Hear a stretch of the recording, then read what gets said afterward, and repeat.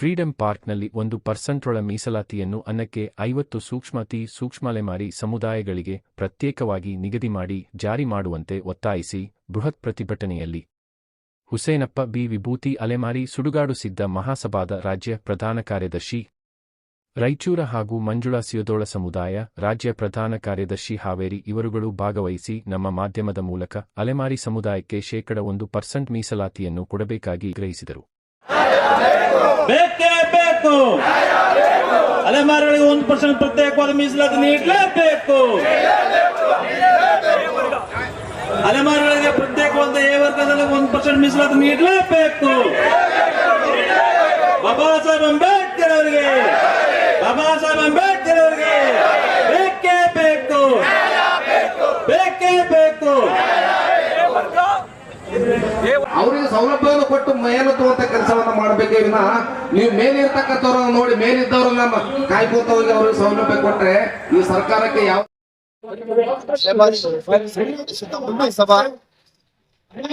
ರಾಜ್ಯ ಪ್ರಧಾನ ಕಾರ್ಯದರ್ಶಿ ಆಗಿರ್ತಕ್ಕಂಥ ಹುಸೇನಪ್ಪ ಬಿ ವಿಭೂತಿ ಮಾತನಾಡುವುದೇನೆಂದ್ರೆ ಡಾಕ್ಟರ್ ಬಾಬಾ ಸಾಹೇಬ್ ಅಂಬೇಡ್ಕರ್ ಅವರ ಆಶಯ ಇದೆ. ಕಟ್ಟ ಕಡೆಯ ವ್ಯಕ್ತಿಗೆ ಯಾವುದೇ ಸಾಮಾಜಿಕ ನ್ಯಾಯ ಸಿಗ್ತದೋ, ಯಾವುದೇ ಸ್ಥಾನಮಾನ ಕಟ್ಟ ಕಡೆಯ ವ್ಯಕ್ತಿಗೆ ಸಿಗ್ತದೋ ಆವಾಗ ಮಾತ್ರ ಸರ್ಕಾರಕ್ಕಾಗಲಿ ಅಥವಾ ನಮ್ಮ ಭಾರತಕ್ಕಾಗಲಿ ನಮ್ಮ ರಾಜ್ಯಕ್ಕಾಗಲಿ ಕೂಡ ಮುಕ್ತವಾದಂತ ಒಂದು ಆಗುತ್ತೆ ಅಂತ ಹೇಳಿ ಕೂಡ ಆಶಯ ಇದೆ. ಈಗಿರ್ತಕ್ಕಂಥ ಪರಿಸ್ಥಿತಿಯಲ್ಲಿ 120 ಕೋಟಿ ಖರ್ಚು ಮಾಡಿ 4 ವರದಿಯನ್ನು ತಗೊಂಡು ಆ ವರದಿಯು ಕೂಡ ವೈಜ್ಞಾನಿಕವಾಗಿರ್ತಕ್ಕಂಥ ವರದಿಯಲ್ಲಿ ಕೂಡ ಎ ವರ್ಗದಲ್ಲಿ ಯಾರಿರ್ಬೇಕು, ಬಿ ವರ್ಗದಲ್ಲಿ ಯಾರಿರ್ಬೇಕು, ಸಿ ವರ್ಗದಲ್ಲಿ ಯಾರಿರ್ಬೇಕಂತ ಸ್ಪಷ್ಟೀಕರಣ ಕೊಟ್ಟು ಸುಮಾರು ಸಾವಿರಾರು ಪುಟಗಳ ವರದಿಯನ್ನು ಕೂಡ ಸರ್ಕಾರ ತೆಗೆದುಕೊಂಡು ಆ ಸರ್ಕಾರವನ್ನು ಆ ವರದಿಯನ್ನು ಕೂಡ ಅಲ್ಲಗೌದು ತಮ್ಮದೇ ಆದಂತಹ ಒಂದು ಕ್ಯಾಬಿನೆಟ್ ದರ್ಜೆಯಲ್ಲಿ 3 ಪಟ್ಟುಗಳು ಮಾಡಿಕೊಂಡು ABC ಅಂತೇಳಿ ವರ್ಗ ಮಾಡಿ ಅದರೊಳಗೆ ABC ಒಳಗಿರ್ತಕ್ಕಂಥ ಸಿ ವರ್ಗದಲ್ಲಿ ಎ ವರ್ಗದಲ್ಲಿ ಗುರುತಿರ್ತಕ್ಕಂಥ ಅಲೆಮಾರಿಗಳ ಪಟ್ಟಿಯನ್ನು 59 ಮತ್ತು 49 ಪ್ಲಸ್ 10 ಸಮುದಾಯಗಳನ್ನು ಕೂಡ 59 ಸಮುದಾಯಗಳಿಗೆ ನ್ಯಾಯವನ್ನು ಒದಗಿಸತಕ್ಕಂಥ ಸಂದರ್ಭದಲ್ಲಿ ಸರ್ಕಾರವು ಬಹಳಷ್ಟು ಎಡವಟ್ಟು ಮಾಡಿದೆ. ಇವತ್ತಿನ ದಿನ ಕ್ಯಾಬಿನೆಟ್ ಇರೋದ್ರಿಂದ ಮತ್ತು 27ನೇ ತಾರೀಕಿಗೆ ನಮ್ಮ ಅಲೆಮಾರಿಗಳಿಗೆ ಎ ವರ್ಗದಲ್ಲಿ ವಿಶೇಷವಾಗಿ ಎಲ್ಲಾ ಒಂದು ಬಾಧೆಗೆ ಸಂಬಂಧಿಸಿದ ಜಾತಿಗಳಿರ್ಬೋದು, ಛಲವಾದಿ ಸಂಬಂಧಿಸಿದ ಜಾತಿಗಳಿರ್ಬೋದು ಮತ್ತು ಕೊಲಂಬೋ ಸಮುದಾಯಗಳು ಕೂಡ ಈ ಅಲೆಮಾರಿಗಳಿಗೆ ಅನ್ಯಾಯ ಆಗಿದೆ ಅಂತ ಕೂಡ ಇಡೀ ಸರ್ಕಾರಕ್ಕೆ ಆಡಳಿತ ಪಕ್ಷದ MLCಗಳು ಮತ್ತು ಸರ್ಕಾರಿ ಇರತಕ್ಕಂಥ ಸಾರ್ವಜನಿಕರಿಂದ ಬಹಳಷ್ಟು ಮಾಧ್ಯಮ ಮಿತ್ರರು ಮತ್ತು ಪತ್ರಿಕಾ ಮಾಧ್ಯಮದವರು ಚಿಂತಕರು ಗೊತ್ತಿದೆ ಹೇಳ್ತಾ ಇದ್ದಾರೆ. ಏನು ಕೂಡ ಈ ಸರ್ಕಾರಕ್ಕೆ ಕೊನೆಯದಾಗಿ ಹೋರಾಟದಲ್ಲಿ ನ್ಯಾಯ ಸಿಗುತ್ತೆ ಅನ್ನೋದು ನಂಬಿಕೆ ಇದೆ. ಜೈ ಭೀಮ್, ಜೈ ಅಲೆಮಾರಿ.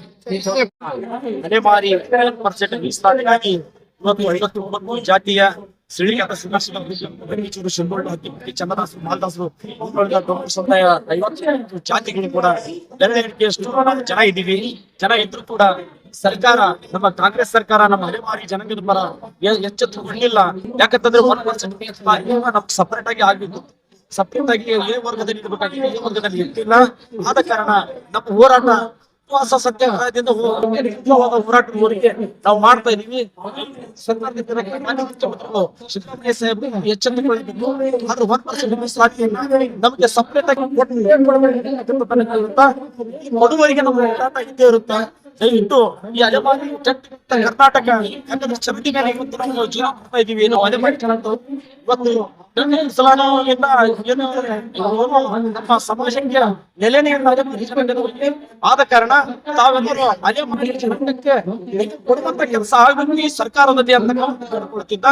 ನಾವು ಮಾತಾಡ್ತಿರೋರು ಸುಭಾಷ್ ಭಾಯಿ ಚವಾಣ ಸಮಾಜ ಸಂಘಟನೆ ರಾಜ್ಯಾಧ್ಯಕ್ಷ.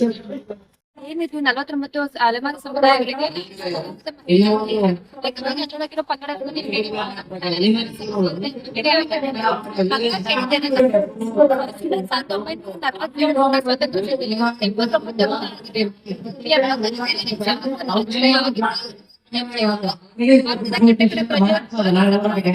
ಸೌಕರ್ಯ ಸಿಗ್ಬೇಕು, ಯಾವುದೇ ಬದುಕಬೇಕು.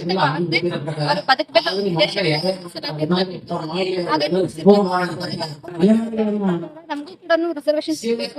ಅಂದ್ರೆ ಸಾಮಾಜಿಕವಾಗಿ ಅವಕಾಶ ಚೆನ್ನಾಗಿ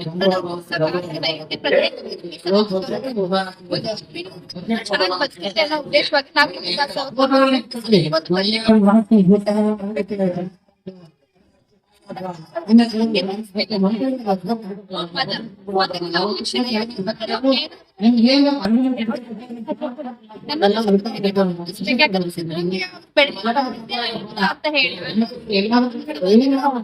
ಉದಾರಕ ಅಂತ ಹೆಸರ ತಗೊಂಡು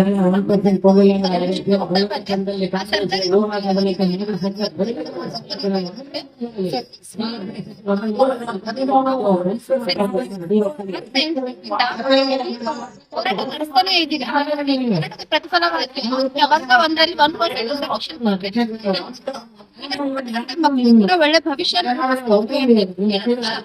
ಭೀಮರಾಯ ವಂಟತ್ನವರು ಯಾದಗಿರಿ ಜಿಲ್ಲೆಯಿಂದ ಅಲೆಮಾರಿ ಸಮುದಾಯದ ಪರವಾಗಿ ಹೋರಾಟಕ್ಕೆ ಬಂದಿದ್ದೀವಿ. ಇವತ್ತಿನ ದಿವಸ ನಾವು ಕೊನೆಯದಾಗಿ ಮಾಡು ಇಲ್ಲವೇ ಮಡಿ ಅನ್ನುವಂತ ರೀತಿ ಒಳಗೆ ಹೋರಾಟಕ್ಕೆ ದುಡಿತಾ ಇದ್ದೀವಿ. ಆದ್ರೆ ಇವತ್ತಿನ ಸರ್ಕಾರ, ಸಿದ್ದರಾಮಯ್ಯನವರ ಸರ್ಕಾರ ನಮಗೆ ಆಶ್ವಾಸನೆಗಳನ್ನ ಕೊಟ್ಟು, ವಚನವನ್ನು ಕೊಟ್ಟು ಮಾಡ್ತೀವಿ ಅಂತ ಹೇಳಿ ಆಶ್ವಾಸನೆ ಕೊಡ್ತಾನೆ ಹೋಗ್ತಾ ಇದ್ದಾರೆ ವಿನ ಇಲ್ಲಿವರೆಗೂ ಆಯೋಗದಲ್ಲಿ ಸೂಚನೆ ಮಾಡಿರ್ತಕ್ಕಂತ 1% ಪ್ರತ್ಯೇಕ ಮೀಸಲಾತಿಯನ್ನ ಘೋಷಣೆ ಮಾಡಿಲ್ಲ. ಅದನ್ನ ತಗೊಂಡೋಗಿ 1% ಅನ್ನ ಸಿ ವರ್ಗದಲ್ಲಿ ಹಾಕಿ ನಮಗೆ ಅಂತ ಒಂದು ಬಲಾಢ್ಯ ಸಮುದಾಯಗಳ ಜೊತೆಯಲ್ಲಿ ನಮ್ಮನ್ನು ಸೇರಿಸಿಬಿಟ್ಟದಕ್ಕಾಗಿ ನಾವು ಪ್ರತ್ಯೇಕಗೊಳಿಸಿ, ಯಾಕಂದ್ರೆ ಆಯೋಗಗಳು ತಿಳಿಸಿದ ಪ್ರಕಾರ 3-4 ಆಯೋಗಗಳು ತಿಳಿಸಿರುವ ಪ್ರಕಾರ ನಮಗೆ ಪ್ರತ್ಯೇಕ ಕೊಟ್ಟರೆ ನಮ್ಮ ಜೀವನ ನಡೀತದೆ, ನಾವು ಒಂದು ಸೌಲಭ್ಯ ಪಡ್ಲಿಕ್ಕೆ ಸಾಧ್ಯ ಆಗ್ತದೆ ಅನ್ನುವಂತ ನಿಟ್ಟಿನೊಳಗೆ ನಮ್ಮ ಹೋರಾಟ ಇದೆ. ಹಂಗಾಗಿ ಸರ್ಕಾರಕ್ಕೆ ನಾವು ಎಷ್ಟು ಕೇಳಿದ್ರು ನಮ್ಮ ಎಷ್ಟು ಕೂಗನ್ನ ಸಮೇತ ಅದು ಕೇಳಲಿಕ್ಕೆ ಒಂದು ಕೂನೇ ಇಲ್ಲ ಅಂತ ಹೇಳ್ಬಿಟ್ಟು ನಮಗೆ ಅನಿಸ್ತಾ ಇದೆ. ಇವತ್ತಿನ ಸರ್ಕಾರ ಯಾರ ಒಂದು ಮಾತಿಗೆ ಕಿವಿಗೊಟ್ಟು ನಮ್ಮನ್ನ ಕಡೆಗಣಿಸ್ತಿದ್ದೇವೆ ಗೊತ್ತಿಲ್ಲ. ಈ ಒಂದು ನಾಡಿನ ನಾಗರಿಕರು ಅಂತ ಹೇಳ್ಬಿಟ್ಟೆ ನಮಗೆ ಘೋಷಣೆ ಮಾಡ್ತೀಯನ್ನ ಬೇಡ್ತಾ, ಬೇಟೆಯನ್ನ ಆಡ್ತಾ, ಟೆಂಟ್ಗಳಲ್ಲಿ, ಗುಡಾರಗಳಲ್ಲಿ, ಮಳೆ, ಚಳಿ, ಬಿಸಿಲಂತೆ ವ್ಯಾಪಾರದ ಉದ್ಯೋಗದ ಏನೋ ಮಾಡ್ಕೊಂಡು ಬದುಕ್ತಾ ಇದ್ವಿ. ಭಿಕ್ಷೆ ಬಿಡ್ಲಿಕ್ಕೆ ಅವಕಾಶ ಕೊಡ್ತಾ ಇಲ್ಲ, ಬೇಟೆ ಆಡ್ಲಿಕ್ಕೆ ಅವಕಾಶ ಕೊಡ್ತಾ ಇಲ್ಲ. ಇಂತ ಒಂದು ಸರ್ಕಾರ ನಮ್ಗೆ ಬೇಕೇನೋ ಅನ್ನುವಂತ ರೀತಿ ಒಳಗೆ ನಾವು ಇವತ್ತಿನ ದಿವಸ ಹೋರಾಟಗಳನ್ನ ಮಾಡಿದ್ರೆ, ಒಂದೊಂದು ಹೋರಾಟದಲ್ಲಿ ಒಬ್ಬೊಬ್ಬ ಮುಖಂಡರು ಬಂದು ನಮ್ಗೆ ಆಶ್ವಾಸನೆ ಕೊಡ ಏನಿಲ್ಲ, ನಾವು ಈ ಸರ್ತಿ ನಾವೆಲ್ಲ ಹೇಳ್ಕೊಡ್ತೇವೆ, ಮುಂದಿನ ಬಜೆಟ್ ನಲ್ಲಿ ಕೊಡ್ತೇವೆ, ಕಾಯಮಾಗಿ ನಿಮ್ಮನ್ನ ಕೈ ಬಿಡೋದಿಲ್ಲ ಅನ್ನುವಂತ ರೀತಿ ಒಳಗೆ ನಮ್ಮ ಹೋರಾಟಗಳನ್ನ ಹತ್ತಿಕ್ತಾನೆ ಬಂದಿದ್ದಾರೆ. ಸರ್ಕಾರದಲ್ಲಿ ಮುಂಚೂಣಿಯಲ್ಲಿ ಇರ್ತಕ್ಕಂಥ, ಅಧಿಕಾರದಲ್ಲಿ ಇರ್ತಕ್ಕಂಥ ಮಿನಿಸ್ಟರ್ಗಳು ಇರ್ತಕ್ಕಂಥ ಅನೇಕ ಮುಖಂಡರನ್ನು ನಾವು ಭೇಟಿಯಾಗಿ ಮನವಿಯನ್ನು ಕೊಟ್ಟರು ಸಮೇತ ಇದುವರೆಗೂ ನಮಗೆ ಸ್ಪಂದಿಸಿಲ್ಲ. ಆ ಒಂದು ನಿಟ್ಟಿನೊಳಗೆ ನಾವು ಪ್ರತ್ಯೇಕ ನಿರಂತರವಾಗಿ ಹೋರಾಟಗಳನ್ನ ಮಾಡ್ತಾ ಬಂದಿವಿ. 8-9 ತಿಂಗಳಿಂದ ಆಗಸ್ಟ್ ತಿಂಗಳಲ್ಲಿ ಏನು ಇದು ಆಯೋಗ ಜಾರಿ ಮಾಡ್ಬೇಕನ್ನುವಂತ ರೀತಿ ಒಳಗೆ ಕ್ಯಾಬಿನೆಟ್ ಕರೆದ್ರು. ಅವತ್ತಿನಿಂದ ನಮಗೆ ಅನ್ಯಾಯ ಆಗಿದೆ ಅಂತ ಹೇಳ್ಬಿಟ್ಟು ಖಂಡಿತವಾಗಿ ನಾವು ಹೋರಾಟ ಮಾಡಿದ್ರು ಸಮೇತ ಪ್ರತಿ ಜಿಲ್ಲೆಗಳಲ್ಲಿ, ಈ ಒಂದು ಬೆಂಗಳೂರು ಸಿಟಿ ಒಳಗೆ ಡೆಲ್ಲಿ ಮಟ್ಟಕ್ಕೆ ಹೋಗಿ ನಾವು ಹೋರಾಟಗಳನ್ನು ಮಾಡಿದ್ರಲ್ಲಿ ನಮ್ಮ ಮುಖಂಡರಾಗಿರ್ತಕ್ಕಂಥ BK ಹರಿಪ್ರಸಾದ್ ಸಾಹೇಬ್ರವರು ಬಂದು, ನೋಡಪ್ಪ ನಾವು ರಾಹುಲ್ ಗಾಂಧಿ ಅವ್ರಿಗೂ ಹೇಳ್ತೇವೆ, ಸಿದ್ದರಾಮಯ್ಯನವ್ರಿಗೂ ಹೇಳ್ತೇವೆ, ನಿಮಗೆ ಪ್ರತ್ಯೇಕ ಮೀಸಲಾತಿಯನ್ನು ಮಾಡೇ ಮಾಡಿಸ್ತೀವಿ ಅಂತಕ್ಕಂಥ ಮಾತುಗಳನ್ನು ಹೇಳ್ತಾ ನಮ್ಮ ಹೋರಾಟವನ್ನು ಹಿಂದೆಪಡಿಸಿದ್ರು. ಅದಕ್ಕಾಗಿ ನಾವು ಅವ್ರ ಮಾತುಗಳನ್ನು ನಂಬತಾನೆ ಹೋಗ್ತಾ ಇದ್ದೀವಿ. ಇವತ್ತಿನ ದಿವಸ ನಾವು ಎಚ್ಚರಿಕೆಯನ್ನು ಕೊಡ್ತಾ ಇದ್ದೀವಿ ಸರ್ಕಾರಕ್ಕೆ. ಮುಂದಿನ ದಿನಗಳಲ್ಲಿ ನಮ್ಮ ಹೋರಾಟ ನಿಮ್ಮ ಸರ್ಕಾರಕ್ಕೆ ಇರುತ್ತಾನೆ ಇರ್ತದೆ. ದಯವಿಟ್ಟು ಇನ್ನಾದರೂ ಕೊನೆಯ ಅವಕಾಶ ಇದೆ. ಈ 15% ಅಲ್ಲಿ ನಮಗೆ ಪ್ರತ್ಯೇಕವಾಗಿ ಒಂದು ಮೀಸಲಾತಿಯನ್ನು ಕೊಟ್ಟು ನಮ್ಮ ಮಕ್ಕಳ ಮುಂದಿನ ಭವಿಷ್ಯಕ್ಕಾಗಿ, ನಮ್ಮ ಮಕ್ಕಳ ಮುಂದಿನ ಒಂದು ಬದುಕಿಗಾಗಿ ಅಲೆಮಾರಿಗಳನ್ನ ಮೇಲೆತ್ತುವಂತ ಕೆಲಸವನ್ನ ಇವತ್ತಿನ ನಮ್ಮ ಕಾಂಗ್ರೆಸ್ ಸರ್ಕಾರ ಮಾಡ್ಬೇಕು ಅಂತ ಹೇಳ್ಬಿಟ್ಟು ನಾವು ಮನವಿಯನ್ನು ಮಾಡ್ಲಿಕ್ಕೆ ಬಂದಿದ್ದೀವಿ ಸರ್. ಇದನ್ನ ಮಾಡ್ಲಿಲ್ಲ ಅಂತಂದ್ರೆ ನಾವು ಮುಂದೆ ದಿನಗಳಲ್ಲಿ ಉಗ್ರವಾದ ಹೋರಾಟವನ್ನ ಮಾಡ್ತೇವೆ, ಬೀದಿಯಲ್ಲಿ ಮಾಡ್ತೇವೆ. ಈ ಸರ್ಕಾರದ ವೈಫಲ್ಯಗಳನ್ನ, ಈ ಸರ್ಕಾರ ನಮ್ಗೆ ಮಾಡಿರ್ತಕ್ಕಂಥ ಮೋಸಗಳನ್ನ ನಾವು ಬೀದಿ ನಾಟಕವಾಗಿ ರೂಪಕ ಮಾಡಿ ಹಾಡುಗಳ ಮುಖಾಂತರ ನಾವು ಬೀದಿಯಲ್ಲಿ ನಾವು ಸಮೇತ ನಾವು ಹಾಡುಗಳನ್ನ ಹಾಡಿ ಅದನ್ನ ಪ್ರಸ್ತುತಪಡಿಸಿ ನಾಡಿನ ಜನರಿಗೆ ಮುಟ್ಟಿಸ್ತೀವಿ ಅಂತಕ್ಕಂಥ ಮಾತನ್ನ ಹೇಳ್ತೀವಿ. ದಯವಿಟ್ಟು ಇನ್ನಾದ್ರೂ ಕೊನೆ ಅವಕಾಶ ಇದೆ. ಮಾನ್ಯ ಸಿದ್ದರಾಮಯ್ಯನವರೇ, ಮಾನ್ಯ ಸರ್ಕಾರದ ಕ್ಯಾಬಿನೆಟ್ನ ಸಚಿವರುಗಳೇ, ದಯವಿಟ್ಟು ನಮ್ಮ ಅಲೆಮಾರಿಗಳನ್ನ ಕಡೆಗಣಿಸಬೇಡಿ. ಈ 1% ಮೀಸಲಾತಿಯನ್ನು ಪ್ರತ್ಯೇಕಗೊಳಿಸಿ ನಮಗೆ ಒಂದು ಅವಕಾಶವನ್ನು ಕೊಡಿ ಅಂತ ಹೇಳ್ಬಿಟ್ಟು ನನ್ನ ಮನವಿಯನ್ನ ಮಾಡ್ತೇನೆ ಸರ್.